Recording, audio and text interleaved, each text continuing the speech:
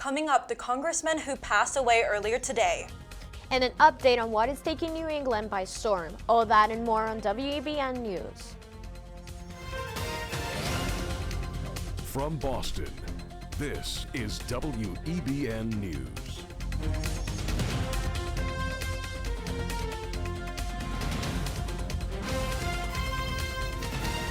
Welcome to WEBN News. I'm Maria Sato. And I'm Daniela Lobo-Rivera. We begin with today's top stories. Maryland Representative Elijah Cummings has died at 68. The congressman passed away at Johns Hopkins Hospital in Baltimore due to complications with long-standing health issues. According to his office, Cummings represented Maryland's 7th District for 14 years and served as the chairman of the House Oversight and Reform Committee. He is survived by his wife, Maya Rockymore Cummings. The bomb cyclone passing over New England has left more than 500,000 customers from New York to Maine without electricity. The storm has built up enough pressure to make it equivalent to a Category 2 hurricane. A bomb cyclone is a storm that threatens quickly. The word bomb comes from the rapid pressure drops that result in powerful storms. More than 70 flights have been canceled at Boston Logan Airport, with more delays and cancellations expected tomorrow. A Christopher Columbus statue was vandalized in Rhode Island on Monday. The statue was splashed with red paint and featured a sign that read, "Stop celebrating genocide." The demonstration is part of an ongoing movement among Native American advocates to federally recognize Christopher Columbus Day as Indigenous Peoples Day nationwide. A similar vandalism of a Christopher Columbus statue also took place in San Francisco. Now we go to our political correspondent, Kayla La Rosa, for a report on this week's Democratic debate. What do you have for us, Kayla? 12 candidates faced off at the 4th Democratic presidential debate this week, hosted by CNN and the New York Times. All eyes were on frontrunner Elizabeth Warren, who was criticized by South Bend Mayor Pete Buttigieg for a lack of transparency in her Medicare for All proposal. A yes or no question that didn't get a yes or no answer. Look, this is why people here in the Midwest are so frustrated with Washington in general and Capitol Hill in particular. Your signature, Senator, is to have a plan for everything, except this.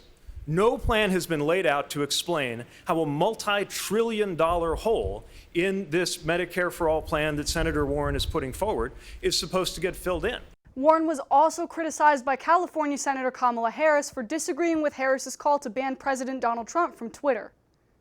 Senator Warren, I just want to say that I was surprised to hear that you did not agree with me that on this subject of what should be the rules around corporate responsibility for these big tech companies, when I called on Twitter to suspend Donald Trump's account, that you did not agree, and I would urge you to join me, because here we have Donald Trump, who has 65 million Twitter followers, and is using that platform as the President of the United States to openly intimidate witnesses.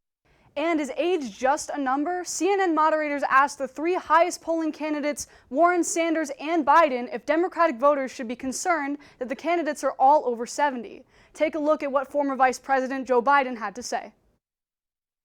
One of the reasons I am running is because of my age and my experience. With it comes wisdom. We need someone to take office this time around who on day one can stand on the world stage, command the respect of world leaders from Putin to our allies, and know exactly what has to be done to get this country back on track. The next debate will take place on November 20th in the Atlanta area, hosted by Washington Post and MSNBC. Back to you guys at the desk. Actress Felicity Huffman has started her 14-day prison sentence. The Desperate Housewives star reported to a federal prison in Northern California on Tuesday. Huffman and her husband William Macy are among 51 other parents who were charged in a college admissions bribery scandal. In total, 15 parents have pleaded guilty, while 19 others continue to fight the charges, including actress Lori Loughlin and her fashion designer husband Massimo Giannulli. In addition to her 14 days in jail, Huffman received a $30,000 fine, 250 hours of community service, and a supervised year of release. Vaping is in the news again after a judge denied several business requests to lift the ban on the vape sales. Both the Vapor Technology Association and local vape stores claim the ban is causing irreparable damage to their businesses. A request for a temporary lift on the ban was denied by U.S. District Judge Indira Talwani. The attorney representing 6 vape companies failed to correctly file the necessary paperwork for the request, resulting in a delay of court procedure. The vape store's attorney said he is hopeful that their case will be addressed within the next 60 days. Now let's go to our correspondent Zeke Telemaco for the latest in sports. What's new, Zeke? Finally, for the first time in franchise history, the Washington Nationals are going to the World Series. The Washington Nationals beat the St. Louis Cardinals 7-4 on Tuesday to complete a 4-game sweep in the National League Championship Series. The last time a team from the country's capital earned their way to the championship was in 1933. The Nationals celebrated their victory by going onto Twitter and tweeting, quote, "We want to bring back a title to DC," end quote. On Tuesday, the Jacksonville Jaguars traded all-star quarterback Jalen Ramsey to the Los Angeles Rams in exchange for 2 first-round draft picks and a 4th-round draft pick. Ramsey requested a trade from the Jaguars following a Week 2 loss at Houston, where he engaged in a sideline shouting match with Jacksonville coach Doug Marrone. Now in Week 6, a 2-time Pro Bowl and first-team All-Pro cornerback has a new home. Many fans believe that the Los Angeles Rams got Ramsey for a steal. However, a consequence of this deal is that the Rams will not have a draft selection in the first round until 2021. The Rams haven't had a first-round draft pick since 2016, since they've traded all of their following picks away. This trade makes it 5 years until the Los Angeles Rams will have another first-round pick. Ramsey, however, may be the key to bringing a championship home. NBA preseason basketball has been very entertaining. However, a lot has been going on in the past couple of weeks in the NBA with China. Los Angeles Lakers superstar LeBron James had some controversial statements earlier this week supporting China. Freedom of speech, yes, we all do have freedom of speech, but at times there are ramifications for the negative that can happen. The Chinese government has banned the showing of preseason games and asked for the Rockets general manager to be fired. However, NBA commissioner defended Morey, saying, quote, I think as a valued-based organization that I want to make it clear that Daryl Morey is supported in his terms of his ability to exercise his freedom of expression, end quote. It will be interesting to see what the future holds between the NBA and China. That's all for sports. Back to you guys at the desk. Thanks, Zeke. When we come back, an update on the fatal shooting of Tatiana Jefferson. And an update on the impeachment inquiry. Don't go anywhere. They call me Maxie, but I prefer tripod. I was your above-average four-legged homie, and then wham, bam, minivan. Some people pity me. Now that's lame. I still run, fetch, and swim. And the ladies love me. I'm the ultimate wingman. Just don't ask me to high five.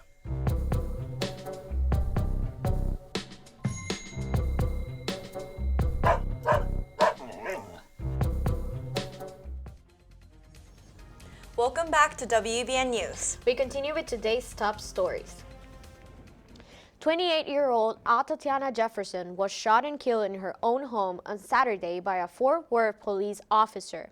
After receiving a call from a neighbor of Jefferson's describing abnormal behavior late at night, the police arrived at the house to investigate. Jefferson had been up late playing video games with her 8-year-old nephew until she heard noises outside and approached a window with her handgun. Officer Aaron Y. Dean fired a shot through her bedroom window. Dean resigned from the department on Monday and was arrested and charged with murder later that day. Police Chief Cross has condemned Dean's response and said there was, quote, no excuse for actions, end quote. The White House launched a new effort this week to slow the impeachment inquiry into President Donald Trump. On Tuesday, Vice President Mike Pence declined to turn over documents relating to the president's phone call with Ukrainian President Volodymyr Zelensky. However, this week, multiple government witnesses have offered testimony to House committees that has corroborated the claims of the whistleblower complaint. As Democrats continue to build their case for impeachment, Senate Republicans have become actively preparing for the increasing possibility of a trial. Tensions are rising on Capitol Hill. The House voted earlier this week to condemn President Trump's actions in Syria. Our reporter Leah Mahoney has more. Vice President Pence announced earlier today that Turkish President Erdogan has agreed to a ceasefire after a series of attacks this week against Kurdish forces in Syria. President Trump's controversial decision to withdraw U.S. troops from northern Syria made waves in the Republican Party last week. Many of the president's strongest supporters, including Senate Majority Leader Mitch McConnell and Senator Lindsey Graham, have since spoken out against the move. The decision initially left Syrian Kurds vulnerable to attacks by Turkey. There is a separatist movement inside Turkey led by the Kurdish PKK party. And for a long time, Turkey considered them as a terrorist organization. And Turkish officials think that this provides a haven for the Turkish terrorists. Turkey has demonstrated a complete and total disregard for the sovereignty of virtually all of its neighbors. The decision has been made not to withdraw American forces from Syria, but after giving Erdogan a green light to invade Syria, to make sure that American forces wouldn't be in the way of that invasion. The Kurds have been very helpful to the U.S. in the suppression of ISIS in Syria and in Iraq. And the Kurds have worked very well with the U.S. in Iraq. Now, during a 5-day temporary ceasefire, Kurds in northern Syria are forced to make the choice as to whether or not they should give up their heavy weaponry and the fight for Kurdish rights at the Syria-Turkey border and move south, or to continue to engage in conflict with Turkish forces. In Boston, Leah Mahoney, WEBN News. Police in Grand Rapids, Michigan are investigating anti-Semitic posters found on a synagogue door on Sunday morning. Sunday marked the beginning of Sukkot, the week-long Jewish festival for giving thanks for the fall harvest. Temple Rabbi Michael Shaddick arrived to the synagogue and found disturbing posters that were credited to an extremist neo-Nazi group called the Vor-Harschaft Division. Local leaders and officials condemned the vandalism and shared messages of solidarity with the synagogue and the Jewish community. The investigation is being handled by the Major Crimes Detective Unit in Grand Rapids. No arrests have been made so far. Two British couples caused a confusing situation at our northern border. The couples and their children were detained after traveling into America across the Canadian border. David Connors and Eileen Connors claimed that they accidentally swerved into a ditch while avoiding an animal in British Columbia, causing the group to enter Washington. They also say they are being held in cold, unsanitary conditions and have been, quote, treated like criminals, end quote. ICE countered the family's claims, saying, quote, the center has an outstanding track record and keeps the conditions safe and humane, end quote. The family was turned over to Immigration and Customs Enforcement as Canada has refused their return and officials failed to contact the British consulate. U.S. Customs and Border Patrol officers reportedly saw the family's vehicle slowly drive into the ditch and continue into the U.S. The group is expected to be sent home in the next few days. Now we go to Ashley Bauer for the latest in the entertainment world. What's new, Ashley? The cause of Carl Reed's death is no longer a mystery. The Food Network star died in his sleep, according to the Maryland Department of Health. Rees died last month due to cardiovascular disease that blocked his blood flow. Carl Rees was 44 years old, and the Department of Health says he died from natural causes, ruling out the possibility of foul play. Fellow celebrity chef Guy Fieri tweeted, quote, I'm heartbroken that my friend chef Carl Rees is gone, end quote. Several other Food Network stars also paid tribute to Rees. Actress Gina Rodriguez is facing criticism. After recording herself singing the N-word, Rodriguez posted a video of herself on her Instagram story, singing along to Ready or Not by the Fugees and Lauryn Hill. She deleted the video 3 hours after it was posted, but the damage was already done. Rodriguez issued an apology saying, quote, I have some serious learning and growing to do, and I am so deeply sorry for the pain I have caused, end quote. Many people were not satisfied with her apology because of her previous anti-Black comments earlier this year. She said that Latina women get paid the least in Hollywood compared to Black women, which is untrue. Rodriguez also said Black Panther had no Latinos, which it did. The film featured several Afro-Latino actors. Jennifer Aniston is finally on Instagram. The actress made her account on Tuesday and posted a selfie with her friends' co-stars. In less than 24 hours, Aniston gained 8.6 million followers. She even broke a Guinness World Record, previously held by Prince Harry and Meghan Markle. Aniston gained 1 million followers in 5 hours and 16 minutes, compared to Harry and Meghan, who gained 1 million in 5 hours and 45 minutes. Last week, Aniston teased that she might join Instagram, saying, quote, "You have more control over the narrative that's out there," end quote. That's all for entertainment. Back to you at the desk. Thanks, Ashley. When we come back, an update on the massive typhoon that hit Japan earlier this week. And an update on the cartel ambush in Mexico. Don't go away. You can achieve a lot using your imagination. I mean, I don't like to brag, but... Wait, who's that? And why is she all over these achievement awards? But with STEM, the sky's the limit. Shaboom! Use STEM to envision... Okay, I'm seeing it. Yeah! Invent... Got any ideas? I've got a few, actually. And create a better world. Told you she's super smart. If she can STEM, so can you. Find out more at She Can STEM. Welcome back to WEBN News. We continue with the latest news from around the globe. At least 80 people are dead after Typhoon Hagibis hit Japan on Saturday evening, leaving a trail of destruction on the Izu Peninsula southwest of Tokyo. 200 people were injured and 14 are still missing. There is currently a major search and rescue operation underway, with more than 100,000 rescue personnel involved. Typhoon-hit regions are bracing for more rain on Monday. Authorities caution people to stay away from rivers and mountain slopes.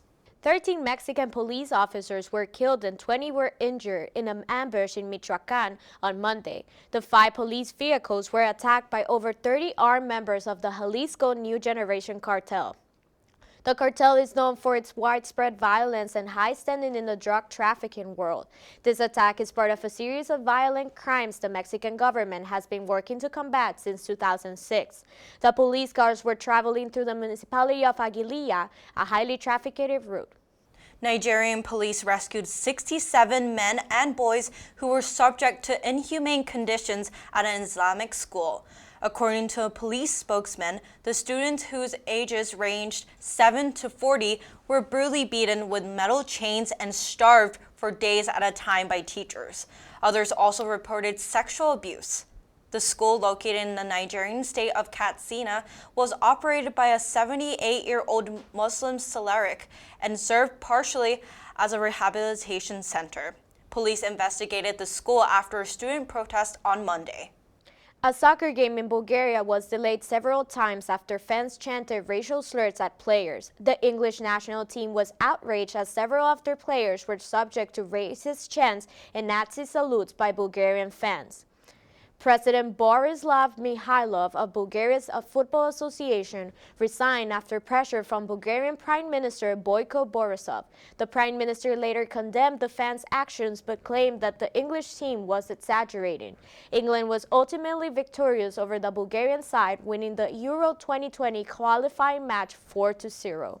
This week, London became the first city to ban Extinction Rebellion protests. Extinction Rebellion is a non-violent global environmental movement founded in 2018. The London Metropolitan Police ordered a revised version of the Section 14 order on Monday, which enabled them to make arrests. One of those arrests was the movement's co-founder, Gail Bradbrook. Police also began clearing out protesters legally camping in Trafalgar Square. Police say this is to stop, quote, ongoing serious disruption in the community, end quote. British lawyer Julian Mangum said, quote, it's ridiculous as a response to peaceful protests, end quote. Now let's go to our weather correspondent, Amrit Panu, for the weekend forecast. What should we expect this weekend, Amrit? It looks like the nor'easter bomb cyclone will be leaving Massachusetts this weekend and we'll finally see some sun. We'll see the last of the storm today with light rain and temperatures in the 50s. Skies will be mostly clear on Friday with a high of 58 and a low of 43. Sunny skies on Saturday with a high of 60 and a low of 42. More sun on Sunday with some clouds rolling in for the evening. Temperatures will peak in the low 60s with a low of 49 degrees. Now for a look at next week. Monday will be mostly cloudy with possible showers in the evening. Chances of rain will continue for Tuesday and Wednesday. And the rest of the week will be fairly cloudy. Temperatures will start off in the mid-60s and head into the high 50s towards the end of the week. That's all for the weather. Back to you guys at the desk. It's not an easy job to support or run a nonprofit organization. Reporter Angel Salcido visited a nonprofit event to see how these organizations survive off the volunteers. They're family to us. We have a group of volunteers, and they mean as much to us as these little guys. These strays were homeless, so the Schultz guest house took them in to get them ready for adoption.